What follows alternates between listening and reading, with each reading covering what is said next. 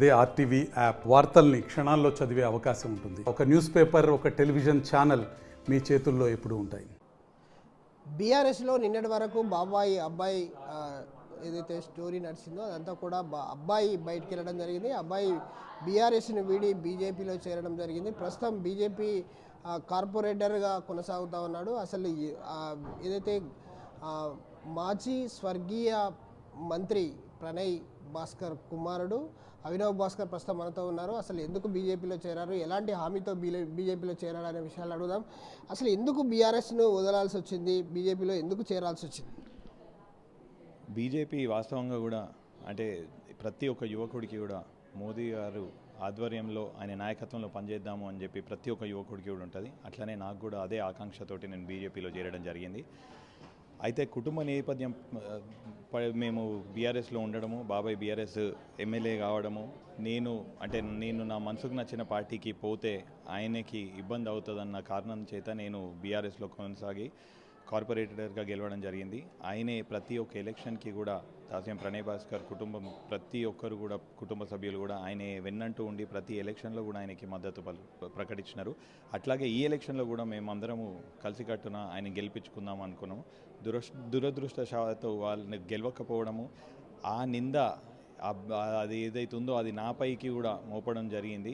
నేను ఇంత కష్టపడి తిరిగినా కానీ మీరు చేయబట్టి కూడా ఒక కారణము అని చెప్పి నా పైన నింద మోపితే నేను అది తట్టుకోలేక మనసుకి నచ్చిన పార్టీ అంటే ఇంత కష్టపడి ఇంత సేవ చేసినా కానీ మనసుకి నచ్చిన పార్టీని వదులుకున్నా కానీ నన్ను ఇట్లాంటి అపనిందలు నా పైన మోపుతున్నారు అని చెప్పి నాకు మనసు ఇరిగిపోయి నేను బీజేపీలో చేరడం జరిగింది. మోదీ గారి నాయకత్వంలో పనిచేద్దామని ఇష్టంతో ఎటువంటి కండిషన్స్ ఎటువంటి అజెండా లేకుండా అన్కండిషనల్గా just for the love of the country and the love of the party I join BJP.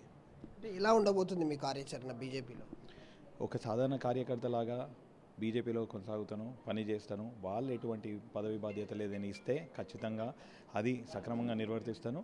ఇట్లా ఏదన్నప్పటికీ కూడా ఫస్ట్ ఇప్పుడు రానున్న పార్లమెంట్ ఎలక్షన్లో మల్లికార్జున్ ఖర్గే గారే ప్రతిపక్ష నేతనే చెప్పిన 400 అబ్కీ బార్ మోదీ సర్కార్ 400 పార్. సో ఒక కార్యకర్తలాగా మా యువకులందరం కలిసి ప్రణయ్ భాస్కర్ మిత్రులందరూ కలిసి కుటుంబ సభ్యులందరూ కలిసి ఈసారి మోదీ గారిని మళ్ళొక్కసారి మూడోసారి ప్రధానమంత్రిగా చూడడానికి కథం దొక్కుతున్నాం. మీరు గతంలో చెప్పారు నాన్నగారి పేరు ప్రణయ్ భాస్కర్, స్వర్గీయ ప్రణయ్ భాస్కర్ మాజీ మంత్రి. సో మాజీ మంత్రిగా ఉన్నప్పుడు నాన్న చనిపోయిన తర్వాత అమ్మకు టికెట్ కేటాయించడం, ఆ తర్వాత అమ్మ తిరస్కరించి బాబాయ్ కేటాయించడం ఇదంతా జరిగింది. సో ఈ మధ్యలో మొన్న జరిగినటువంటి ఎన్నికలకు అభినవ్ దూరం ఉన్నారు అని చెప్పేసి కొంతమంది చెప్తా ఉన్నారు. నిజంగా దూరం ఉన్నారా మీరు? ఇవ్వని అడిగినా వరంగల్ వెస్ట్లో ఏ కార్యకర్తను అడిగినా కానీ, నా డివిజన్లో మా స్వగ్రామమైనటువంటి వడ్డపల్లిలో ఎవరిని అడిగినా కానీ ప్రతి ఒక్క గడప, ప్రతి ఒక్క కార్యకర్త, ప్రతి ఒక్క చెట్టు, ప్రతి ఒక్క రోడ్డు అభినవ్ భాస్కర్ తిరిగిండు. కరపత్రాలు పంచుకుంటూ వినయ్ భాస్కర్ గారిని గెలిపించాలి, కారు గుర్తుకే ఓటేయాలని చెప్పి అభినవ్ భాస్కర్ తిరిగిండు అని చెప్పి ప్రతి ఒక్కరు కూడా చెప్తారు. దానికి ఏమంటారు, నేను ఏదో రుజువు చేసుకోవాల్సిన అవసరం నాకు లేదని నాకు. ఎందుకు మనసు ఇరిగింది అసలు? ఎందుకు మనసు ఇరిగింది? అది చెప్తున్నాం కదండి. అంటే ఓటమికి నేను కూడా ఒక కారణం అని చెప్పి అనడము నాకు అది కొంచెం మనసుకు నొప్పి కలిగించింది.